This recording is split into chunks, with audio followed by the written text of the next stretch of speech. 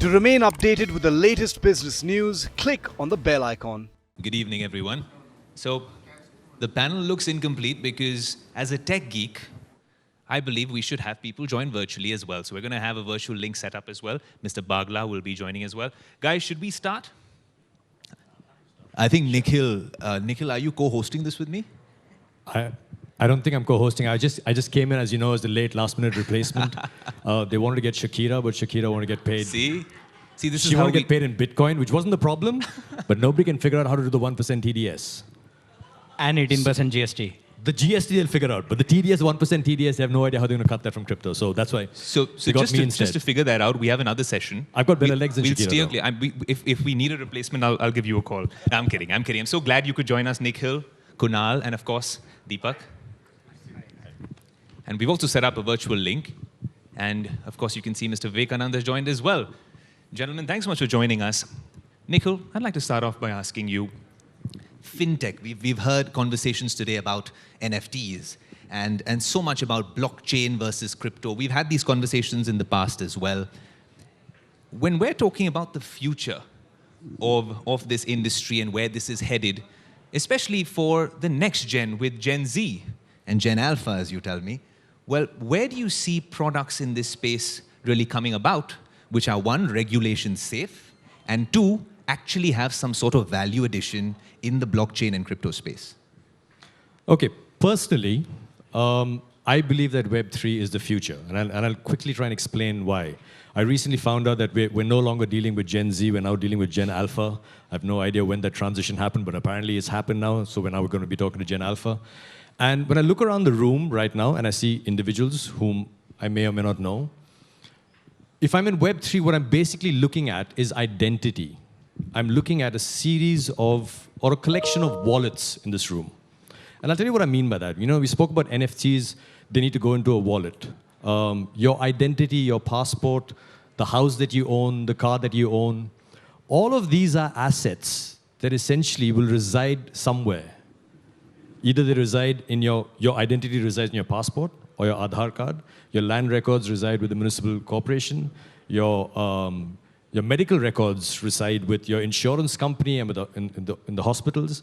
And if you're going to try and bring authenticity and transparency into all of these aspects of life, the only solution that I can think of right now, is to put it all into blockchain, where it's non-transferable, you can't copy it or cheat on it, and you're able to identify what each person does. So if you look at me, the college that I went to, when I earned my degree, the first car that I owned, the properties that I own, the amount of money that I have in my bank, the virtual digital assets that I have, can all reside in one wallet. So the future of all of us, I believe, is wallets. The way we communicate to each other, send money to each other, exchange trust between each other, will happen between wallets, which is why I think Gen Alpha or Beta or Charlie going forward is all going to be about Web3. And I stand to be corrected. And someone who perhaps might correct us there, Nikhil, is Kunal Nandwani. Kunal, when we talk about Web3, the metaverse, and how the blockchain will be used in all its forms, we had a former minister who came up earlier and said, well, there's good and bad. Well, to this entire scenario, like everything in life, there are different realms to the crypto and blockchain conversation. Are you, Kunal, as someone who's been tracking the space, you've authored books on the blockchain before, someone who is skeptical about the way we are headed, especially in India, when we talk about Web3, the metaverse, using the blockchain? So I'm personally cautiously optimistic on the space. Blockchain and cryptos certainly offer a new way of looking at the world. In the last 10, 12 years, we've come up with a parallel financial system. We've come up with in form of cryptos. We've come up with a decentralized mechanism of incentivizing people into forming communities. So think about what were the pre-Bitcoin world communities that were formed in a decentralized form. Probably Wikipedia. Nobody owns Wikipedia. Everyone, you can all contribute, curate content, consume content, right? Imagine if they launched wiki coins for incentivizing you for creating content, or you pay coins, wiki coins, to consume content. That's what Bitcoin has essentially done. It has given the community a tokenized form of incentive on top of just the goodwill that existed before.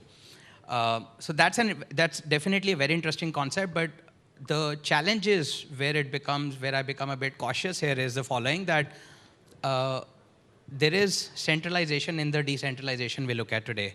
Besides Bitcoin, every other token, 15,000 of them or many more maybe, they all have a CEO. They all may not have limited supply.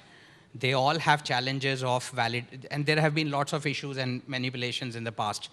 Blockchain, by definition, decentralization is slow, inefficient. Imagine organizing this event and asking every single one, every single time for every single decision, versus you making a call in a second, or whoever heads this taking a call. So decentralization, by definition, slows down things. It works when the workflows and decision making is not centralized. If we try to bring a decentralized technology into a centralized world, it does not work. The moment you have a CEO of a company, whether it's NFT, whether it's Web3, whether it's Metaverse, by definition, you have centralization.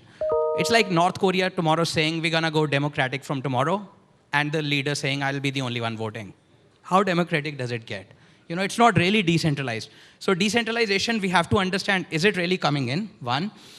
Is it equal opportunity for the whole community to participate? Or are the odds stacked up against, in favor of some, as in the capitalistic world today, where let's say Bitcoin, 80-90% of them are held in 10 wallets. You know, it's not really as decentralized as we would like it to be. So I think decentralization as a concept is interesting, but we haven't yet formed in communities for achieving certain goals, whether it's building a technology, the new internet, the future of metaverse, virtual reality, etc. So I think we just need to carefully place it and not just go by seeing the tip of the iceberg and believing everything that comes. If we scratch a little more, if we go by first principles, we'll start understanding where the value could be, where the value is, and where it's just the valuation. I tend to agree with Kunal because it's horses for courses. It's not one size fits all. You can't decentralize everything. Like I spoke about a use case for wallets. There's a place for that. There's a space for that because you're able to authenticate identity, ownership, so on and so forth. So you can't just apply decentralization to everything and anything. It's like trying to treat a gunshot wound with paracetamol. It's not going to work. You've got to find the right solution for it. Nikhil, I was hoping that... If I may just take this discussion a little further, and let me speak a layman's voice on that one. So we are talking of decentralization. Let me take it further to democratization. Now, the point here is that what are the alternatives which are there? And is blockchain, and I'm not talking of crypto now, so let me just stick to blockchain. Does it provide a more effective, transparent ability to move towards a democratization and a decentralization than otherwise? Now, obviously, you mentioned that there are always challenges in every situation. We take that on the side. But is this a better form of doing it than the existing one is the question in point. And I think if this is a system which brings in a greater level of trust and a greater level of ability, so you gave the example of somebody just taking a call and voting individually and not everyone else. But let's say that this system provided the ability for everyone in this room to put in a vote and your ability to take it in a quick real time, that would be far more preferable, which you didn't have it earlier. So what I'm trying to say is that the application of blockchain as a technology, and we are seeing it already, I mean, on our Startup India, which we are, the certificate which we give to each one of you once you are registered with Startup India, we're using a blockchain technology. That was the first time we started using it. And we found it was much friendly, much easier, much easy to reconcile and do things. So from that side, from e-governance or having e-districts, blockchain districts, and blockchain villages in India today, certain states have already started that to take that e-governance. I think they're finding the utility of the technology and the platform there for sure. Now, which is the generation where it will lead to alpha or Z? I doesn't matter. really don't know, but they just terms yes, for marketeers to use. But the point is that there is a force of technology which is now taking great momentum. The point is, how long will you be able to hold it? Thank you, Deepak. You know, I was hoping that on this panel we'd have a diverse set of opinions, and I was hoping that there'd be a little bit of ideological sparring, but everyone seems to be on the same page. The future is in good hands with blockchain. What we're trying to, I think, what we're trying to all communicate over here is that there are use cases where blockchain works, which is like how we said, you know, there's something called the proof of attendance protocol now as an NFT to prove that you were at certain events in a certain sequence. So if you say that I have become a master chef for you to be able to prove that you've gone through all the courses that you need to take in order to become a master chef, right? If I've got a degree from a university and it's in my blockchain wallet, Absolutely. and that wallet was created day before yesterday, I can't possibly have got a degree from 1984 or 1994, Yeah. right? So there's very specific use cases. But however, if you're running an organization where decisions need to be taken quickly, Yeah. then possibly a DAO, which is what he was explaining, is not the best way to go about it. But I completely agree that this is the future. This is where we're going to. There's a better way of doing things now, and we need to embrace it and start to figure out how to work with it in a more efficient manner. Spot on. I want to bring Mr. Vivekanand in here as well. Mr. Vivekanand, you know, when we talk about blockchain and emerging tech, and we look at some of India Inc. really modernizing conservative institutions or companies looking at fintech and innovation, what has your experience been like in terms of trying to modernize older systems and really introducing the blockchain into the flow of things? Ayush, I think great to talk to everyone. First of all, it's interesting to be the one guy who's virtual in this panel. I don't know how I look there, but it's an interesting experience for me. You're looking great. You're looking fantastic. But see, what do you call as the old world or the institutions that are there today?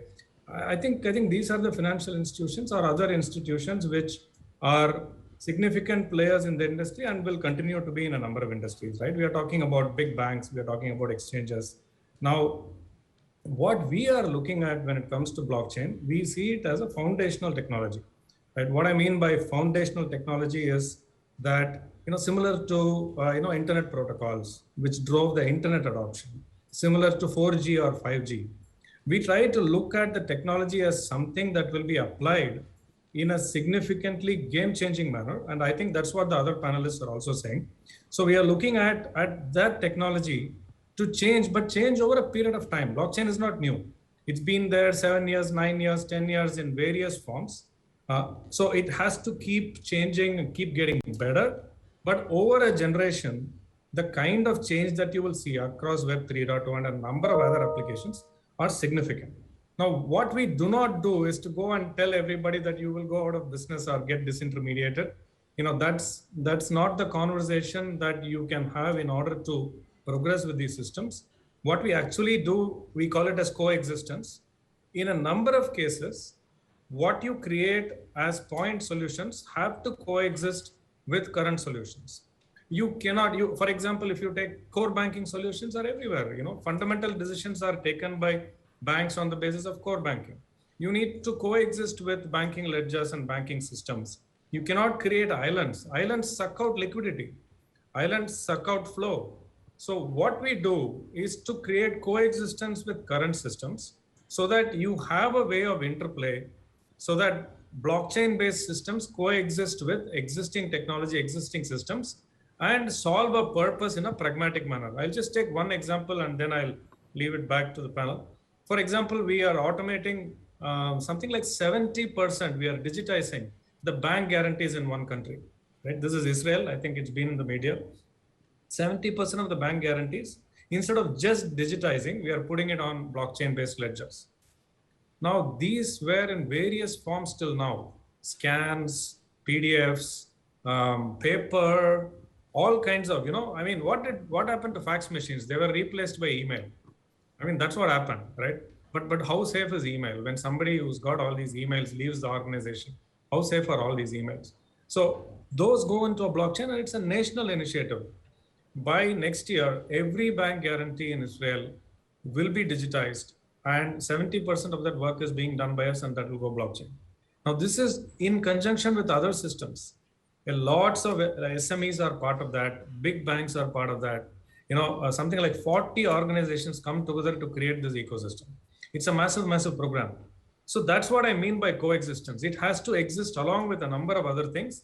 But think of the efficiency that comes to collateralization, bank guarantees. It may be boring in the context of a lot of other things that we've spoken of today, but look at the efficiency that comes in when you deliver something like this to a number of industrialists. It's game changing. Coexistence, I think that's the key word over there. And Deepak, you've been on several government committees which have spoken about fintech and innovation as well. And something that Vivekanand's mentioning as well is, even the former minister Mr. Ravi Shankar Prasad, he mentioned it, he alluded to it earlier in his session, that it's about a matter of time when it comes to adoption. Now, this is another realm to that argument, which is about coexistence when you're talking about modernizing with the blockchain. From your experience and your interactions with government officials, there's one element that everyone keeps talking about, especially with Gen Z and millennials, like Nikhil was talking about, which is empathy. How much, and I know this is a strange one to ask, but how much empathy is there when it comes to these conversations in those corridors when it comes to blockchain and crypto? See, one thing is very clear. There is a utility in what is being presented here. For example, if I can digitize all the land records and put them in a blockchain, from my perspective, that is an Invest India perspective, think of the impact on ease of doing business. Absolutely. It will change the complete format and the challenges which we are working on, and more so when we are talking of the MSMEs which you mentioned. Very critical. So from that perspective, when I said that it is already a utility which has a momentum which is backing it, think of it on a wider scale. Ideal form of democracy is participative democracy, not representational democracy. That is why the concept of democracy was created. Now, the problem was that when you had 1 billion people who had to exercise franchise, it becomes very difficult if you want to make it participative, until now. Think about the ability of a democracy or of a system of governance and living where it was participative and not had to be representative, only because you could not do it because of the numbers. Think of the mindset and the application which it brings in. So I think that is where I take it back to the point and add to the point of we living in a society which is one of the highest rates of adoption and adaptation to technology. To my mind, I think that is the biggest inherent strength of India as we move into the next generation, if I may say so. But also, as I've always said, we are at a very critical inflection point in our history of modern India. Never before have we been at this inflection point, and this inflection point has been driven both by digitization and the adaptation and adoption of that digitization. And blockchain is just an aspect of it. I mean, the very fact that you already have about 750 million on the net, so what, you're the second largest on the net, the largest not yet on the net, and at the same point of time, 3 new people joining the net every minute, or every second, sorry, and 2 of them from a village in India. Now, the moment you've been able to reach out to 640,000 odd villages, and by 2025, 1.5 billion human resources, what you've done through this technology, that you've empowered them and created them as a resource and not just as a population point. Now look at the power you've unleashed with this platform the moment you've done that. Deepak, you mentioned so many things about, well, the potential of blockchain and crypto, but Kunal, I want to bring you in on this. Whenever I speak to the crypto community and tech enthusiasts on our show Tech Today, there's always this chatter about brain drain when it comes to the crypto community. Essentially, a lot of young, talented people are finding more favorable jurisdictions to go set up their business, be it Singapore, be it Luxembourg. We've seen this happen with companies listing abroad in the past, and now it's happening in the crypto space. Why are India's youngest, brightest minds looking overseas when it comes to really innovating in the crypto space? May I just take a step back and just very briefly Sure, and quickly sure. comment on the use cases mentioned earlier about the land registry, the banking systems. I just want to throw my hat in the ring and say this, that all the use cases that have been mentioned, many of them at least, could equally be done without blockchain as well. It's not that until 2008 when Bitcoin idea came about, there was no digitization. Amazon existed before, your deliveries were being tracked, FedEx was tracking your deliveries, there were QR codes on it, which now we call NFTs in some sense. So all these things have existed before. Okay, so we don't necessarily always need a blockchain. Blockchain is sort of a hammer we found, and now we are saying let's find a nail and put a blockchain to it. I would love to see the problem that we are trying to solve. The problem is digitization. We all agree. There is a digitization problem. We should digitize. Is blockchain always the only technology available? I would tend to disagree. SQL, Oracle, many databases have existed before. I don't think there are as many conferences happening on them as they should probably if blockchain were to be compared. So I would still say this, that blockchain we still do not need everywhere. It is an inefficient technology when it comes to centralized use cases. There are more efficient technologies we can consider, but equally whatever sells, if that helps, it's fine, but it's not the only thing. It's not blockchain that's getting us to the solution. We should try to look at the problem, try to solve it, and if blockchain solves it, great. If it doesn't, there are many other technologies out there on internet that have existed for decades, which are way more stabler, way more secure, and have way more adoption.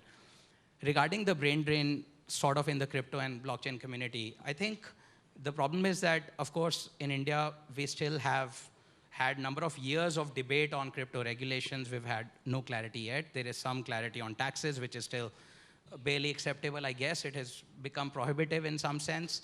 Equally, there is a challenge that the lack of clarity on the crypto assets ownership, and in India, I mean, no disrespect, but reality is that there is not as much ease of doing business in India as we would all like. There is some improvement over the last few years, probably, but still it's not enough. We hear cases about any department going and picking up any entrepreneur and the entrepreneurs getting stuck. So due to that, I've seen a bunch of entrepreneurs, many in blockchain and crypto space, go into more predictable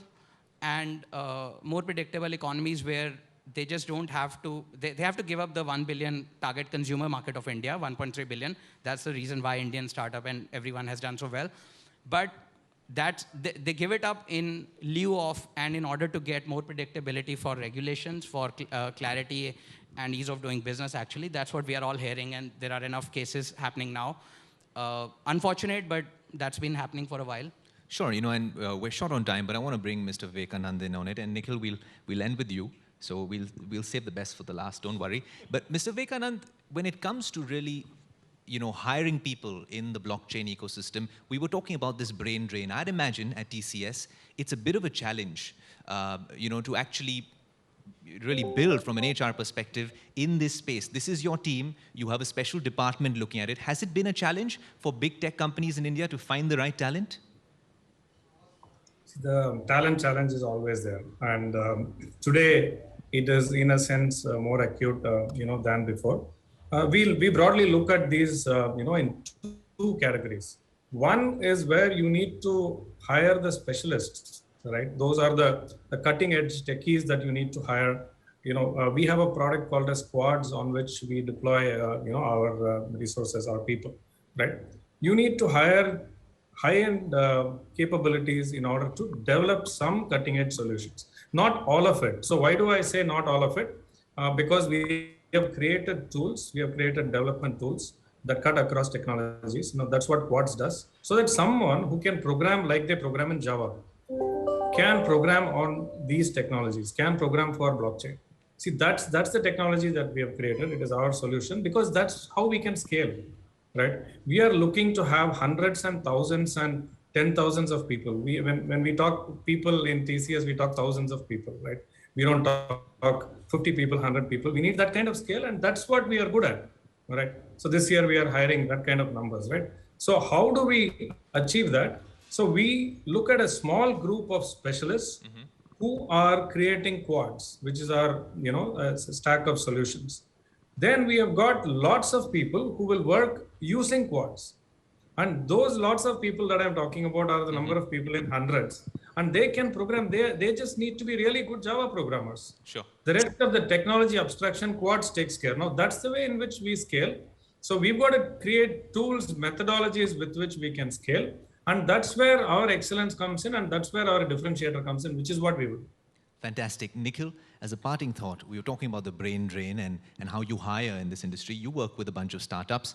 How do we lead how do we lead to the brain drain becoming a reverse brain drain sort of symptom where we get people back? It's not going to happen, Ayush. Yes, there is a brain drain happening. People are leaving. People do want to set up in places where there are better opportunities, better regulatory sort of infrastructure. And I think the problem is, I don't know whether it's just with India or whether it's global. I mean, firstly, in India, we have to realize that blockchain technology, we're not building for India, we're building for the world. It doesn't need to be built in India. We feel proud when we have an Indian origin CEO of global companies, but those CEOs are not here setting up companies in India. There's a reason for that.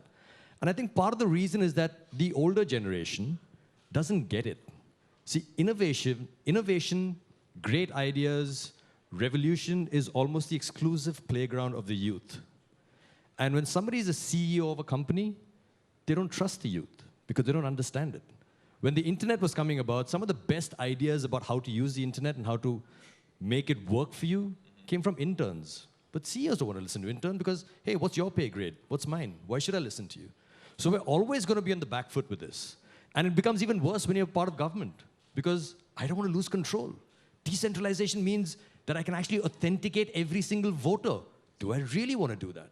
It means I have to authenticate and not pass the buck on every single financial transaction with every single financial institution. Am I in a system or am I in a place where I want to allow that? Or do I want a little skullduggery going on?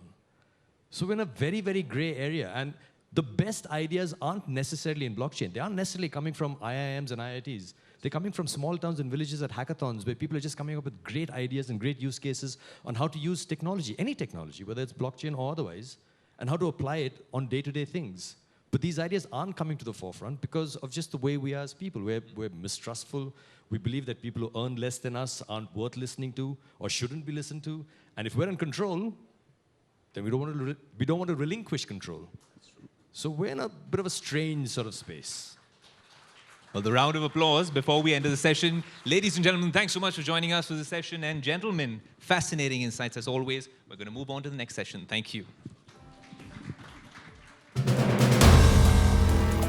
If you like the video, do like, comment, share and subscribe.